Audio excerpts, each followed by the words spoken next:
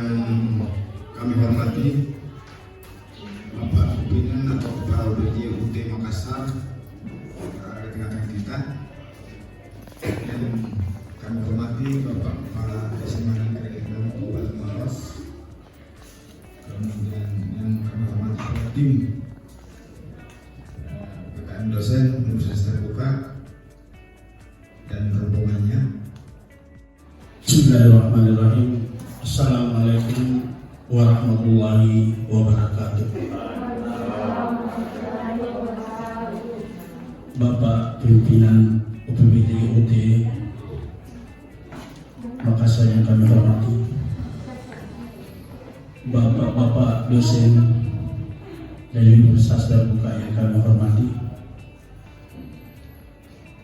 Ibu guru yang kami hormati, anak-anak semua yang kami cintai.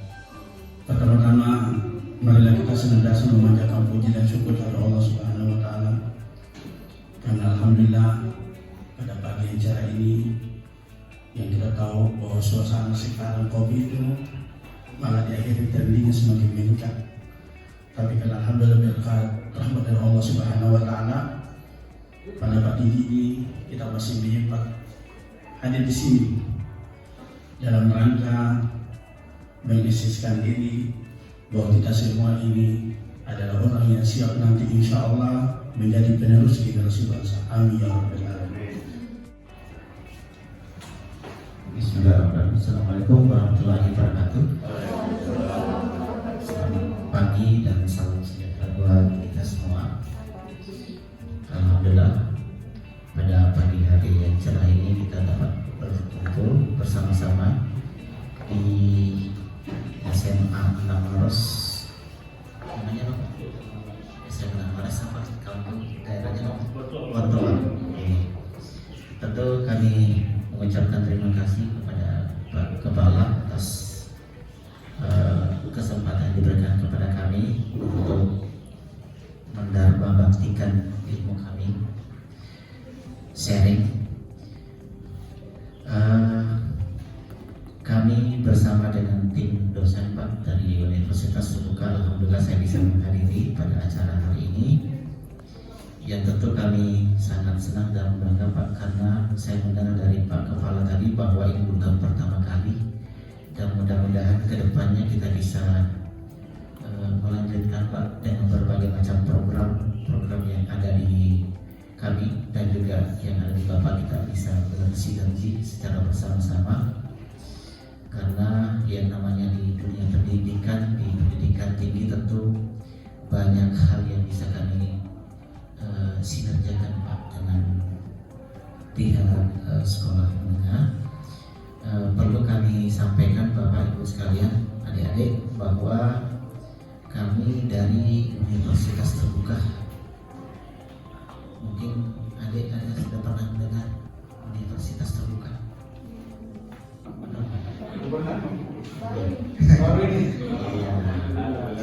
Iya, Universitas Terbuka, jangan-jangan di pemikiran adik terbuka itu adalah universitas yang tidak ada pintunya gitu, tidak ada atapnya, terbuka, belajarnya di jalanan, di lapangan gitu ya.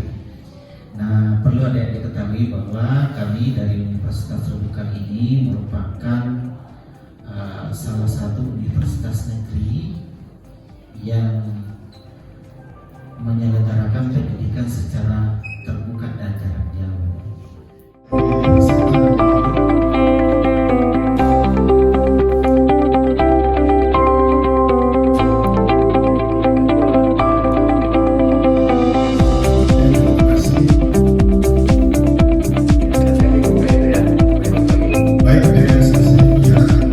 Hari ini anak-anak sekalian akan melakukan simulasi ya, jadi simulasi, tetapi simulasi itu melalui tayangan ya, tayangan pembacaan puisi dari dua generasi. Setelah itu masuk lagi ke pembacaan cerpen, juga diambil dari dua generasi. Apa tujuannya nanti kita akan lihat seperti apa, karena pembelajaran sastra saat ini itu bukan lagi pembelajaran tunggal ya, tetapi dia masuk dalam kategori tematik ya, jadi tidak sama pada saat kami dulu belajar itu memang konsentrasinya ke sastra, tapi untuk kurikulum 2013 ini tidak seperti itu lagi. Dia mata pelajaran itu terakumulasi dalam sistem tematik. Setelah ini kita akan tayangkan lewat YouTube-nya bagaimana seorang membaca puisi dari dua generasi ya, generasi 60-an dengan generasi sekarang ya. Kalau generasi 60-an itu kita kenal sekarang Anwar, W.S. Rendra, kemudian ada yang lebih religius itu makna sains, kemudian gaya Mawi Imron dan sebagainya, dan terakhir yang puisi tanpa makna yaitu Sukarji Kalsubari. Negara Belanda gelombang zaman kita.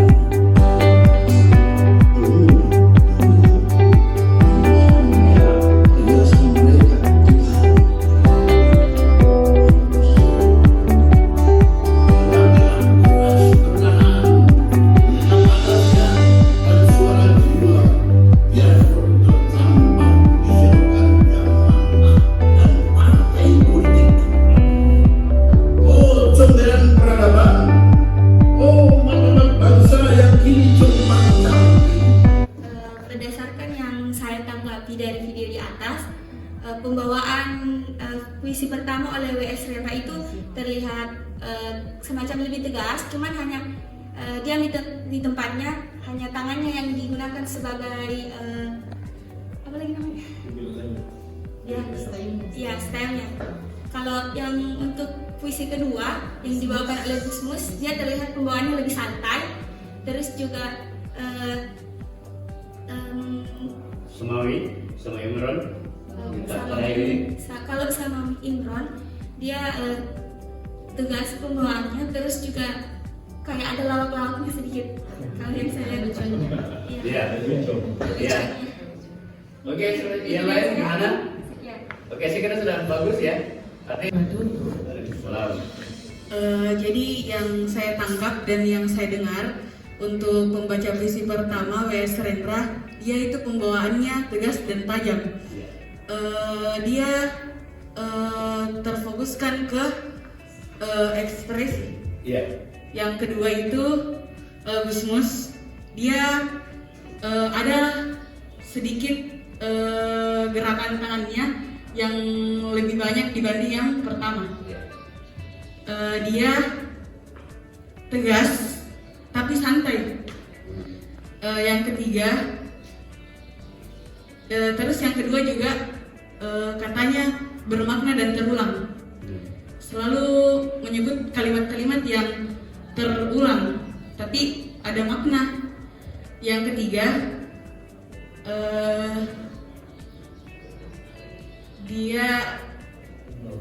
beliau santai. Sama Imron ya. Iya. Itu mungkin sekian. Santai menyampaikan. Terima kasih. Assalamualaikum warahmatullahi wabarakatuh.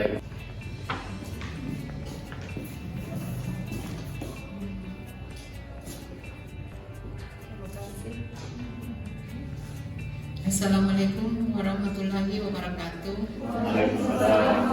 Dari hasil menyimak saya dari ketiga pembacaan puisi tadi, mulai W.S. Rendra, Gusmus dan Semawi Imron, kita sudah melihat beberapa pakar puisi membacakan puisinya. Nah, dari yang ibu tangkap dari pembacaan puisi itu, ketika kita memperhatikan W.S. Rendra membaca puisinya, itu kita melihat tidak ada gerakan tangan dia gunakan. Dia hanya menggunakan tatapan mata yang tertuju kepada teksnya dan kepada audiens.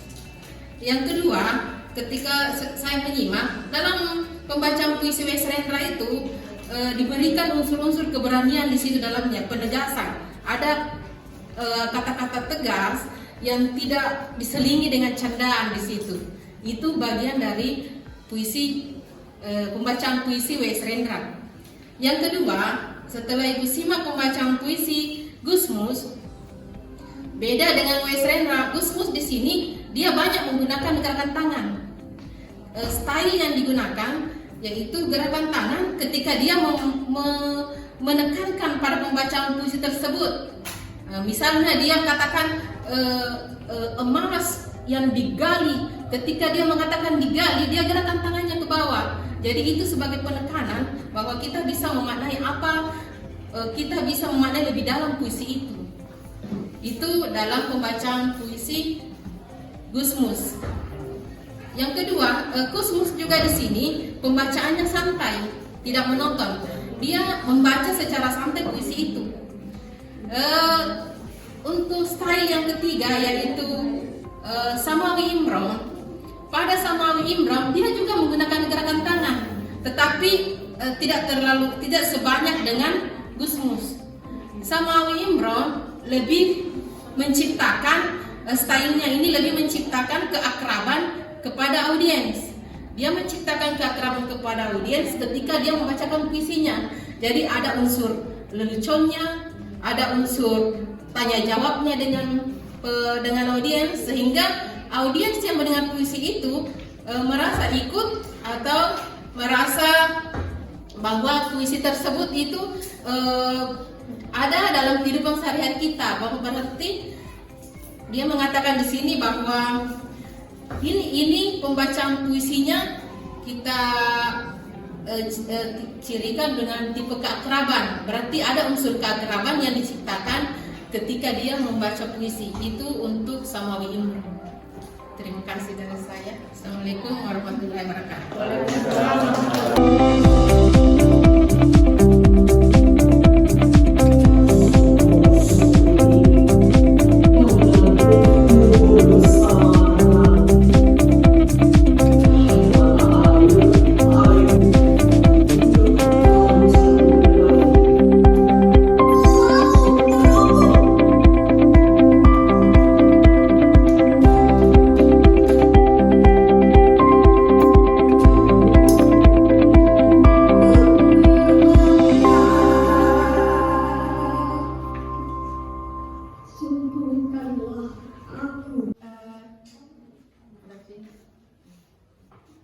Dari video tersebut yang saya tangkap itu dia cara pembawaannya penuh penekanan, perasaan, terus banyak menggunakan gerakan tangan, menggunakan mimik, dan intonasi suaranya itu ada lembut, ada keras. Jadi yang mendengarkan puisi tersebut itu terbawa suasana. Terus penyampaiannya juga diiringi dengan sebuah lagu. Terima kasih. Oke, bagus sekali. Ya, sekarang untuk sudah bisa menangkap ya. Ini baru selintas tapi sudah bisa menangkap style. Silakan. Baik, terima kasih. Assalamualaikum warahmatullahi wabarakatuh. Jadi apa yang saya lihat dari kakak perempuan yang membaca puisi tadi, rimah, yaitu bunyi dari kata dan kalimat-kalimat yang disampaikan itu kuat, serta irama, kuat dan kerasnya, lembut dan beratnya, tinggi dan panjangnya itu kentara sekali. Dan ada sedikit nyanyian, jadi audiens ini nyanyian itu bisa menarik perhatiannya audiens. Ketika audiens lengah nih untuk menonton karena panjang nih, tapi karena ada nyanyian jadi bisa menarik lagi perhatiannya audiens. Terus ekspresinya, gerakannya penuh, dia pembawaannya powerful tapi agak santai Ji, dan tidak bergetar di suaranya. Terima kasih. Assalamualaikum warahmatullahi wabarakatuh. Assalamualaikum warahmatullahi wabarakatuh. Kita bisa menyimak tadi pembacaan puisi yang juara 1 perempuan itu sama seusia kalian. Jadi pembacaan puisi itu sudah lebih modern. Kita perhatikan dari pembacaan puisi yang tua tadi, yang 3 orang itu, yang 3 penyair itu dan kita bandingkan yang tadi, ini yang perempuan yang seusia kalian lebih modern atau lebih milenial cara membacanya. Apa yang bisa kita tangkap dari pembacaan puisi itu? Pada saat pembacaan puisi, mereka lebih banyak menggerakkan tangan. Yang kedua, mimik suara, mimik wajah. Di situ banyak penekanannya. Ketika dia mengucapkan suatu kata, itu wajah, mimik dari wajahnya itu dia akan memberikan penekanan saat itu. Seperti yang kita lihat pada pembacaan perempuan, bahkan dia memekikkan suaranya. Ada kata berteriak di situ, walaupun dalam arti teriaknya itu tidak membahana begitu besar, tetapi ada kata memekik di situ untuk menekankan bahwa ini makna puisi yang saya maksud. Yang selanjutnya, kadang pembacaan puisi mereka yang tadi dibawakan itu dia memberikan jeda. Ada jeda ketika dia membacakan dari bait selanjutnya, itu memberikan jeda atau berhenti sejenak. Selanjutnya kita perhatikan pada pembacaan puisi yang modern ini, lebih modern, itu suara tidak dibatasi, bisa dia pelangkan, bisa dia pekikkan, bisa sambil berteriak tangannya bergerak. Itu tidak ada batasan-batasan yang diberikan dalam pembacaan puisi yang kedua ini, yang seumuran dengan kalian. Oke, itu jawaban dari saya. Assalamualaikum warahmatullahi wabarakatuh. Ri Astoto Kodari.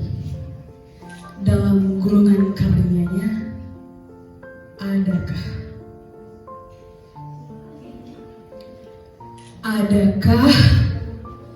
suara-suara bergaung melintas hening? Adamu menyongsong hening tanpa istirahat. Aku selalu bertanya tapi membentur keserakahan.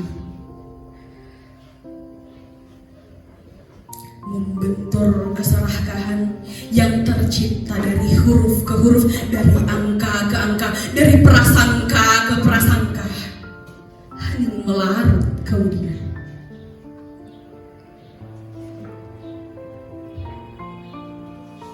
Adakah suara-suara melintasi zikir malamku saat kusapa adamu sunyi? Kusapa adamu dalam sunyi, mendaki teratak zaman yang menegangkan.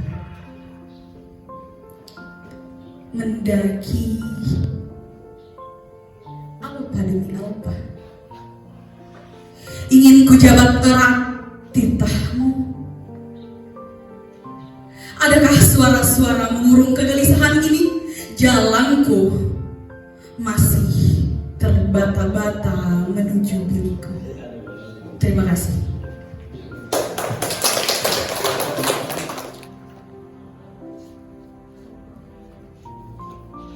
Ri Astoto Kodari. Belajar mencintai sunyi. Sebenarnya tak pernah kuduga, di sudut dingin diam-diam menggelayut, berhasrat. Jadi kata seraya berharap akan tercatat serangkaian perjalanan dengan waktu yang dirajut. Bagaimana akan belajar mencintai sunyi kalau sebagian rasa terbenam di sungai mengarus, tapi riak-riaknya terdiam tak berbunyi. Wajahku nampak murung dan kurus, bermain dari satu musim ke musim yang lain. Serupa aruh bermain di danau batin. Dalam ingatan, sendiri tercekam. Sunyi terasa menusuk menghunjam. Sunyi dilahirkan berulang-ulang, selalu bertemu serupa mendidihkan air tiap pagi. Menyeduh segelas kopi sebelum pergi. Lalu aku berbagi secangkir untuk rindu dan sunyi.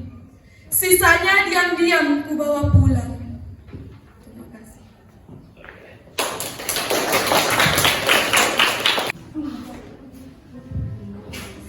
Assalamualaikum warahmatullahi wabarakatuh. Waalaikumsalam warahmatullahi wabarakatuh. Berdasarkan yang saya tangkap dari empat orang video yang ditunjukkan membaca cerpen. Yang pertama itu, yang pertama dan yang kedua menurut saya hampir sama, cuman mereka beda di gestur wajah atau mimik wajahnya. Yang pertama lebih menonjol, terus macam lebih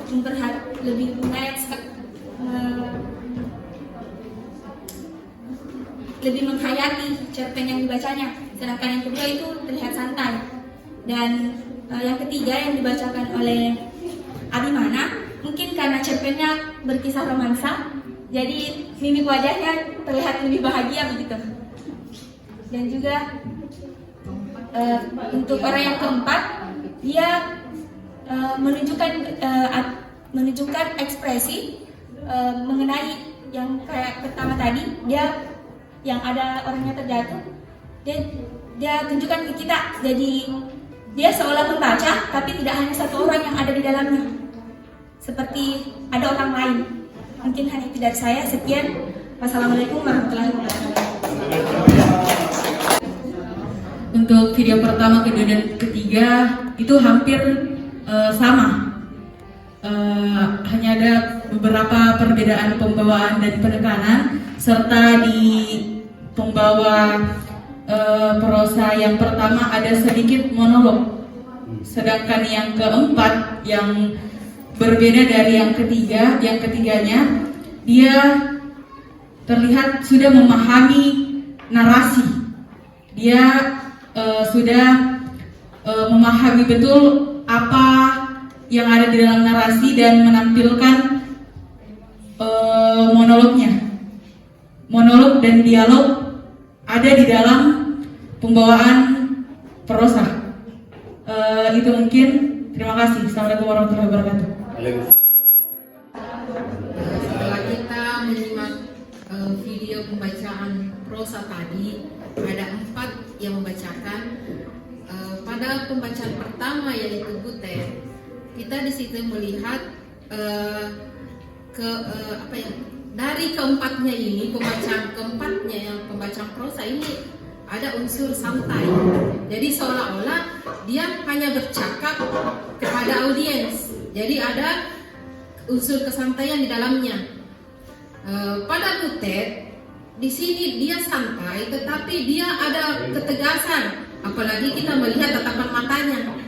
Nah, yang kedua pada Dian Sastrowardoyo, karena dia perempuan, ketika membacakan itu ada unsur kelembutan di dalamnya. Jadi dia tetap membacakan pembacaan prosanya itu, tetapi tetap ada unsur kelembutan dengan suaranya yang khas. Selanjutnya yang ketiga, Abimana, kita melihat pada Abimana itu ketika membacakan itu santai, dia agak pelan dalam pembacaan prosanya, bahkan ketika ketika dia ingin memaknai sebuah kata itu, kata dalam prosa itu, dia sampai menutup matanya agar pemahaman itu lebih mengena. Itu yang bisa tertangkap. Selanjutnya, ketika kita melihat pembacaan prosa Helvetiana Rosa, di situ dia bermain dengan panggung. Dia tidak hanya menggunakan gerakan tangannya saja, tetapi ada gerakan badan dia gunakan. Bahkan dia jatuhkan dirinya, bahkan dia berteriak di situ.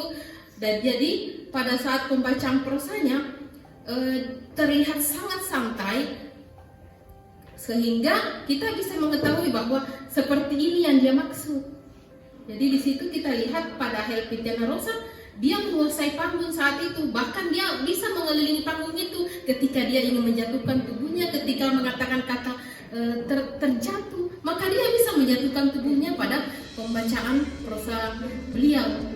Nah, demikian yang bisa saya simak dari keempat pembacaan prosa tersebut. Terima kasih. Assalamualaikum warahmatullahi wabarakatuh. Ini lagi. Oke, satu lagi. Ini khusus untuk hasil penelitian. Oke.